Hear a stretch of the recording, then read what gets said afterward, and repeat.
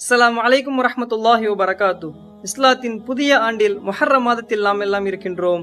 சென்ற வருடம் நம்மோடு இருந்தவர்கள் இந்த வருடம் இல்லை. அல்லாஹ் அவர்களுடைய பாவத்தை எல்லாம் மன்னித்து அவர்களுடைய கபரை சூரியனை போன்று பிரகாசமாக்கி விசாலமாக்குவானாக. சென்ற வருடம் நாம் செய்த அனைத்து பாவங்களையும் அல்லாஹ் மன்னித்து நம்மளுடைய அனைத்து அமல்களையும் அல்லாஹ் ஏற்றுக்கொள்வானாக. இந்த முஹர்ரம் மாதம் ஷஹ்ருல்லாஹ், அல்லாஹுடைய மாதமாகும். சஹாபாக்கள் கேட்டார்கள், யா ரசூலுல்லாஹ், ரமதானுடைய மாதத்திற்கு பிறகு எந்த மாதத்தில் நோன்பு வைப்பது சிறந்தது என்று கேட்டார்கள். அதுக்கு நபி ஸல்லல்லாஹு அலைஹி வஸல்லம் அவர்கள், அஃதலு ஸியாமி பஅத ரமதான் ஷஹ்ருல்லாஹ் அல் முஹர்ரம், ரமதானுடைய மாதத்திற்கு பிறகு அல்லாஹுடைய மாதமான முஹர்ரம் மாதத்தில் நாம் வைக்கும் நோன்புதான் சிறந்தது என்று நபி ஸல்லல்லாஹு அலைஹி வஸல்லம் அவர்கள் கூறினார்கள். இந்த புதிய ஆண்டில் நாம் எல்லாம் பாவத்தை விட்டு விலகி அதிகமாக நன்மைகள் செய்து அல்லாஹ்வின் பொருத்தத்தை பெறவும், நம் குடும்பத்தில் நிம்மதியான ஆரோக்கியமான வாழ்க்கையை வாழவும் அல்லாஹ் நம் அனைவருக்கும் உதவி செய்வானாக.